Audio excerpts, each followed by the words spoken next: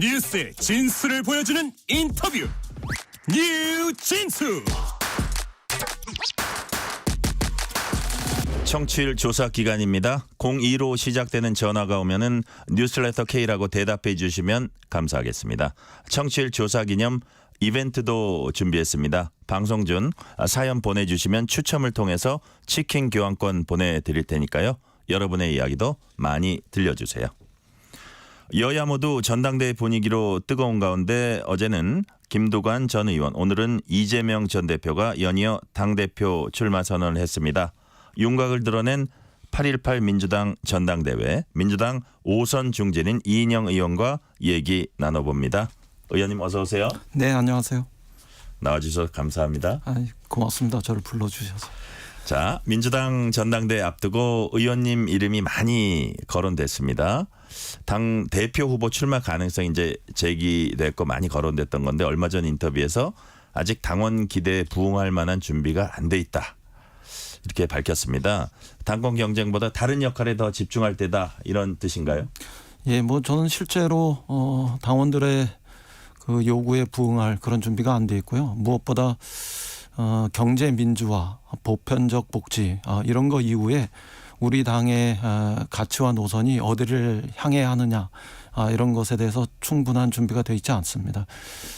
제가 생각할 때는 당권보다도 우리 당의 가치와 노선 이런 것들을 만드는 일에 좀 더 주력해야 하겠고 그래서 누가 당대표가 되느냐보다도 민주당은 어떤 그 가치와 노선을 지향하는가 이런 것들이 국민들의 마음속에 자리 잡도록 해야지만 당대표 당선된 사람뿐만 아니라 모든 민주당원이 승리할 수 있다. 뭐 이런 생각 때문에 그런 일을 좀 더 해보려고 합니다. 그러니까 민주당의 가치와 노선 말씀하시는 거 보니까 민주당은 과연 어디로 가야 하는가 그런 부분에 더 집중하겠다 그런 말씀으로 제가 이해가 네, 되네요. 그렇습니다. 네. 네. 자, 의원님은 사실 문재인 정부 통일부 장관 주요 당직 두루 거쳤습니다. 원내대표도 했고요. 무엇보다 86 운동권 맏형으로 불립니다. 그렇기 때문에 의원님에게 이재명 전 대표 대항마 돼달라는 당내 기대도 이제 있었던 것 같은데 이제 지금은 당권 도전보다는 다른데 할 때다고 이제 말씀은 하셨는데 어쨌든 고민은 크셨을 것 같아요 그 당시. 예, 뭐 어쨌든 대항마라는 표현 자체가 네. 우리 당을 이재명과 비이재명 이런 식으로 나누게 되고 그러다 보면은 일종의 계파 경쟁 이런 것으로 보이고 그것은 뭐 또 다른 의미에서는 패권 투쟁 이런 것을 하는 그 민주당의 모습으로 비춰질 가능성도 있고요. 그래서 저는 그런 표현이 좋은 표현은 아니라고 생각합니다. 그래서 모두가 민주당인 또 모두가 이재명일 수 있고 또 모두가 또 다른 누구일 수 있는 그런 민주당을 만드는 것이 더 옳겠다 이렇게 생각하고 있습니다. 네. 자, 민주당 전당대회 그동안 이재명 전 대표 단독 출마 가능성이 이제 높다 얘기도 많았는데 김두관 전 의원이 어제 나왔고 오늘은 청년 원외 인사인 김지수 한반도 미래경제포럼 대표도 이제 도전장을 냈습니다. 3명이 되니까 좀 구색이 갖춰진 것 같은데 긍정적인 상황이라고 보세요? 그렇습니다. 뭐 이재명 그 전 대표 혼자서 출마해서 뭐 추대되는 모습을 가질 거냐 말 거냐 혹은 뭐 찬반 투표를 물을 거냐 말 거냐 이렇게 되는 모습보다는 훨씬 더 당의 그 다양한 모습을 보일 수 있기 때문에 더 좋은 모습이고 다행스러운 일이라고 생각합니다. 지금 뭐 진행자께서 구색 맞추는 거 아니냐 이렇게 말씀하셨습니다만 저는 그 두 분 다 네. 자신의 목소리를 가지고 당의 다양성을 보여주는 데서 아주 충분한 역할을 할 수 있고 그런 긍정적인 영향을 주길 바랍니다. 네네.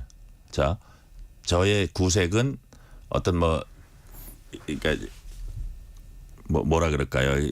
나오는데 만족한다 그런 뜻은 아니었고 네. 보기에 이제 젊은 층 한 분 있고 중진 또 한 분 있고 또 여러 가지 면에서 볼 때 이렇게 균형이 맞춰져 보인다 그런 뜻으로 이제 말씀을 드렸던 거고요. 네. 다음 질문으로 넘어갈게요. 자, 각 출마 선언, 각 후보들의 출마 선언 잠시 살펴보겠습니다. 네. 김두관 전 민주당 의원은 노무현 정신 있겠다는 뜻으로 지방분권 국가균형발전 상징인 세종시에서 이제 출마 선언했습니다. 민주당의 제왕적 당대표 1인 독주 막지 못하면 민주당은 위기에 빠질 거다.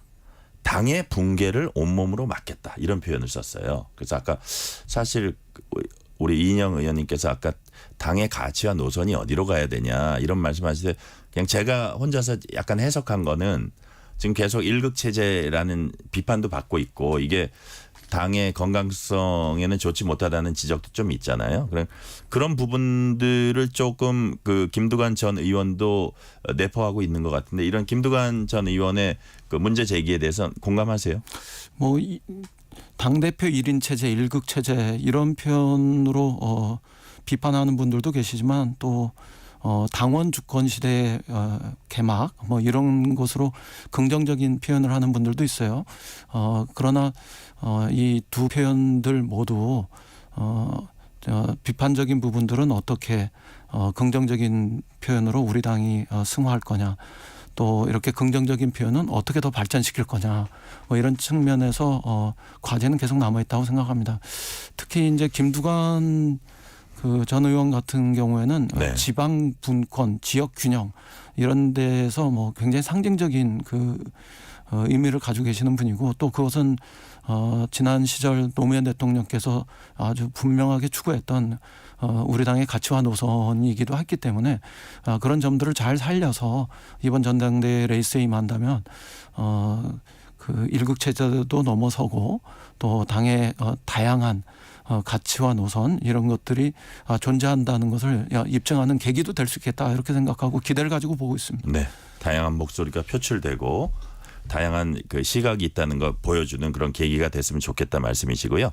이재명 전 대표가 오늘 민주당사 당원존에서 당대표 출마 공식 선언했습니다.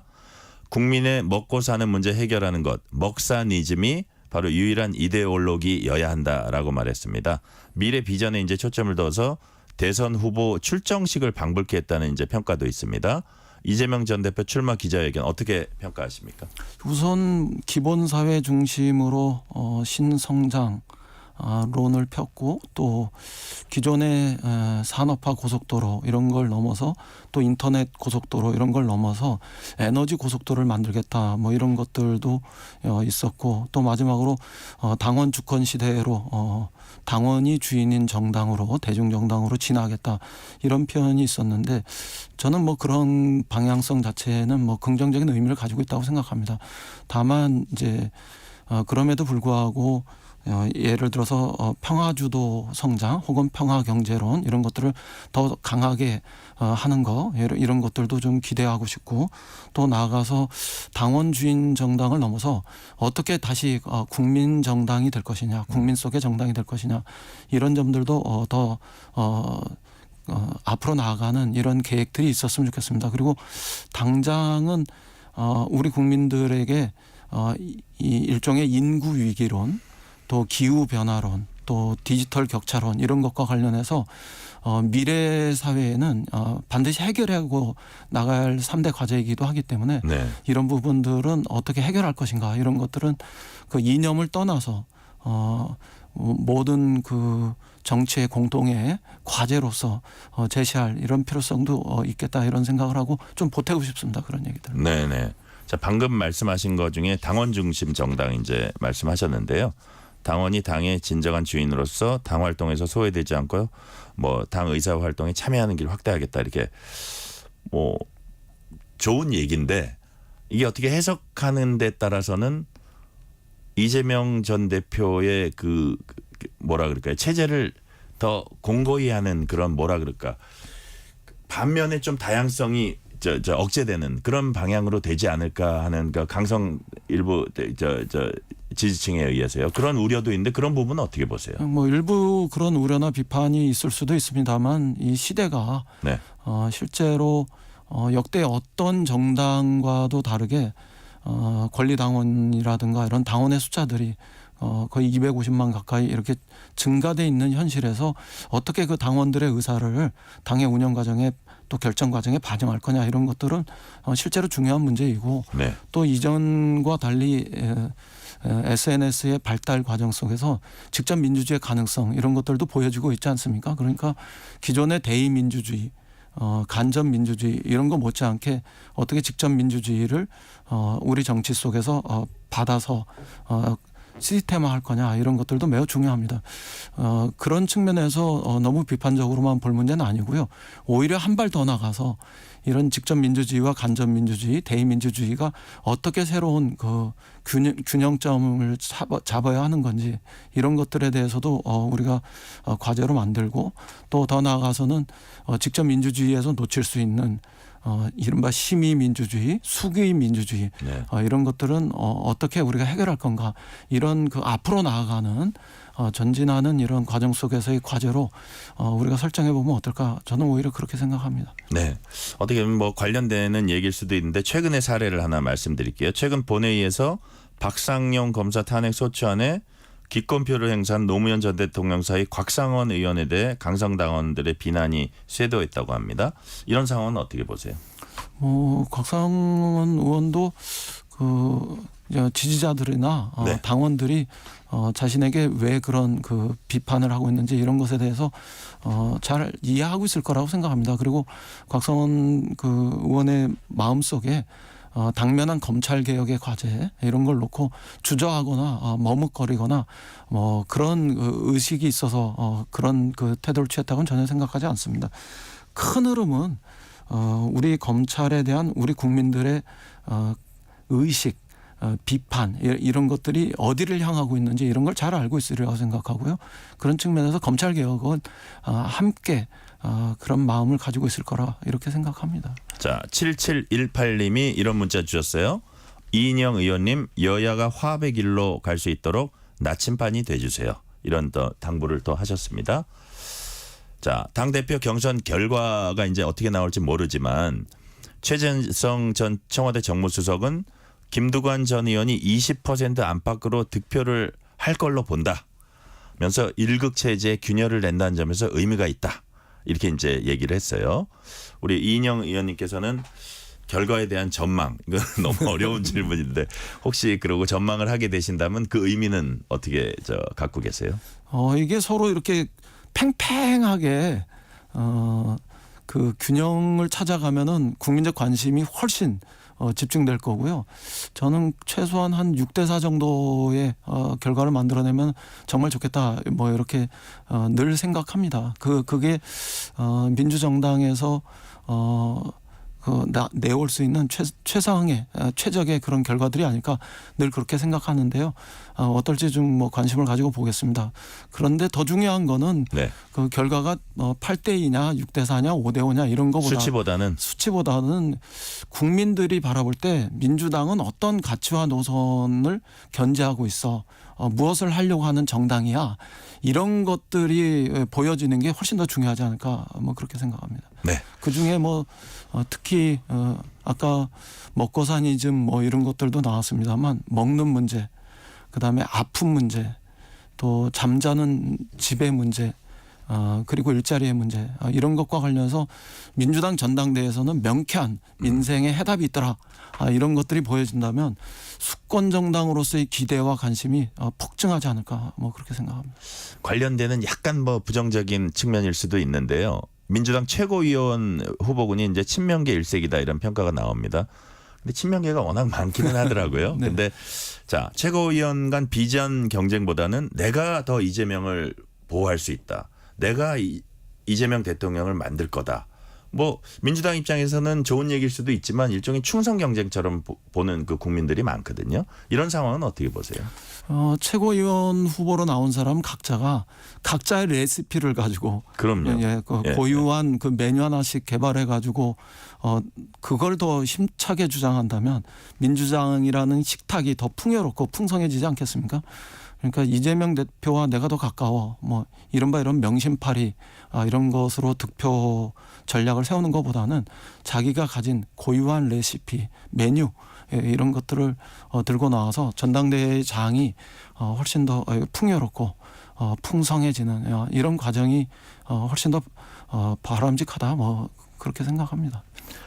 윤석열 대통령이 어제 해병대원 특검법에 대해 제2요구권 행사했습니다. 재표결 이뤄질 텐데 대통령실은 야당이 정치적 의도를 갖고 이 사건을 악용하고 있다 이렇게 비난했습니다. 어떻게 생각하세요? 글쎄요, 그 민주당이나 야당이 최상병 그 순직 사태를 놓고 이게 진짜 정치적으로 악용하고 있는 건지 아니면 그 진상이 무엇인지 진실을 규명하려고 하는 건지 그리고 그 과정에서 책임 있는 사람한테는 책임을 정확하게 물어서 다시는 이와 같은 불행한 사태가 발생하지 않도록 노력하고 있는 거지. 이건 뭐 국민들 마음속에 이미 정답은 분명해졌다고 생각합니다. 오히려 대통령실이나 대통령이 이 최상병 사건에 대해서 진짜 알러지 반응을 일으키면서 이것을 뭐 생각도 안 해보고 마치 기다렸다는 듯이 거부권 행사하듯이 하는 것이 전 더 국민들이 의아해할 거라고 생각합니다. 이것은 명백하게 사건의 그 범위나 또 조사 대상이 넓고 또 대통령이나 대통령실이 관계됐다는 의문이 있는 것인 만큼 특별검사 또 야당이 추천한 특별검사를 통해서 진실이나 실체적 그 진상 규명의 과정으로 접근한 것이 바람직함에도 불구하고 오히려 대통령실이 저렇게 나오는 것이 저는 비정상적이라고 생각합니다. 오는 19일과 26일 윤석열 대통령 탄핵 소추안 발의를 촉구하는 국회 국민동의 청원과 관련해서 청문회가 열립니다. 김건희 여사 모녀가 청문회 증인으로 채택됐습니다. 이거는 이 과정 자체가 위법적이다라고 여당에선 주장하고 있는데 의원님께서는 김건희 여사 모녀가 청문회 증인으로 출석하는 게 맞다고 보세요? 그 국회가 오죽하면 이렇게 청문회를 통해서 사건의 진상과 진실을 규명하려는 과정으로 직접 나가겠습니까? 그동안에 김건희 여사와 그 일가족과 관련한 여러 가지 의혹들에 대해서 검찰이 수사를 전혀 하지 않았지 않습니까? 특히 그 김건희 여사와 관련해서 뭐 도이치모터스 사건이라든가 그다음에 그 가족과 관련해서 양평 고속도로 게이트와 관련한 거라든가 명품백이라든가 뭐 이런 것과 관련해서 제대로 조사가 되고 있지 않으니까 국회가 나서는 거 아니겠습니까? 국민들이 알고 있는 수많은 그 의혹들에 대해서 진상을 규명하고 파악하는 일, 실체적 진실로 접근하는 일, 이런 건 국회의 또 다른 책무잖아요. 그러니까 그런 과정에서 필요하다면 이건 뭐 검찰이 늘 반복하게 해왔던 얘기입니다만 성역 없는 조사와 청문 과정들이 있어야 된다 이렇게 생각합니다. 국민의힘 전당대회에서 김건희 여사 문자 논란을 놓고 공방이 이어지고 있습니다. 이 논란의 본질은 뭐라고 보세요? 글쎄요, 좀 한심한 거 아닐까요? 그 윤심 경쟁, 윤심 팔이 이것도 모자라서 최근에는 이제 그 카톡 그 진실 그 규명의 장으로 집권 여당의 전당대회가 변질되고 있는데요. 집권 여당다운 그 비전과 어떤 그 가치 뭐 이런 논쟁이 아니라 이렇게 국민들이 볼 때 눈살 찌푸리는 이런 그 카톡놀이 이런 걸로 이렇게 변질된 부분들은 정말 국민의 걱정이 되고 우리 국가의 걱정거리가 되는 일이다 이렇게 비난하고 싶습니다. 자, 통일부 장관 지낸 의원님께 한반도 주변 정세에 관한 질문도 해보겠습니다. 먼저 좀 가벼운 질문으로 2017년부터 DMZ 통일 걷기 행사에 이제 참여해 오셨어요. 올해도 참여하세요? 네, 올해도 뭐 규모를 좀 간소하게 해서 그 길이 어느 정도 완성되고 있거든요. 그 완성되는 길에 뭐 숙박이라든가 뭐 휴식이라든가 뭐 이런 그들이 어떻게 가능한지 이런 것들을 좀 잘 조사하는 답사하는 뭐 이런 과정으로 걸어보려고 하고요. 그렇게 해서 일종의 가이드북 같은 걸 만들어서 뭐 영문판으로도 만들고 그렇게 해서 한국 사람 우리 국민이든 아니면 외국인이든 이 길을 평화의 마음으로 걷고 싶어 찾아오는 사람들한테 좋은 그 길잡이가 될 수 있도록 그렇게 준비하라고 합니다. 그러면서도 동시에 지금 긴장이 높아지고 있잖아요. 그러니까 평화로 가야 된다 이런 그 외침도 곁들이고 싶고 남북이 이렇게 긴장을 높이지 말고 대화와 협상을 통해서 평화의 문을 열어라. 이런 그 바람도 그 전달하고 싶습니다. 네네. 지금 아마 비슷한 대답을 지금 제가 하는 질문에도 하실 것 같은데 윤석열 대통령이 나토 정상회의 참석을 위해서 미국 방문하고 있습니다. 네. 북한과 러시아가 군사 동맹 수준으로 관계를 격상하는 북러 조약을 체결한 상황에 대해 여러 국가들과 다양한 의견 이제 나눌 것으로 보이는데 이렇게 동북아 정세 긴박하게 돌아간 상황에서 대통령에게 좀 당부하고 싶으신 말씀이 있으면 짤막하게 좀 해주시죠. 뭐 강성 발언, 센 발언 이것으로 평화가 만들어지진 않습니다. 실제로 역발상으로 접근하셔서 튼튼한 안보 이런 것과 동시에 대화와 협상을 통해서 평화 그 자체를 만들어 나가는 이런 노력도 동시에 했으면 좋겠다. 뭐 이런 조언을 하고 싶습니다. 네, 마지막으로 질문 하나 더 드릴게요. 최근 윤석열 대통령이 로이터 통신과 서면 인터뷰에서 한러 관계는 오롯이 러시아의 태도와 달려 있다. 러시아 태도에 달려 있다라면서 러시아는 남북한 중 어느 쪽이 자국에 더 중요하고 필요한 존재인지 잘 판단하기 바란다고 말했습니다. 대통령의 이 메시지는 어떻게 평가하십니까? 러시아에 대해서 대한민국의 대통령으로서 할 소리, 할 말 이런 걸 당당하게 하는 거 뭐 이런 건 또 필요할 수도 있는 일입니다. 그러나 다른 한편에서 이 판을 깨서는 안 됩니다. 러시아는 우리나라 10대 교역국의 하나이고 또 지경학적인 위치 이런 것들이 우리 그 북방 경제와 관련해서 차지하는 비중이 상당히 큽니다. 그런 측면에서 그 러시아와의 관계 이런 것들도 원만하게 잘 해결해 나가는 그런 지혜도 동시에 좀 보여줬으면 좋겠습니다. 센 발언만으로 한러 관계가 정상화되지는 않을 거라고 생각합니다. 네, 오늘은 여기까지 말씀 듣겠습니다. 이인영 민주당 의원이었습니다. 의원님 감사합니다. 네, 고맙습니다. 네. 실시간 교통정보 알아보겠습니다. 교통정보센터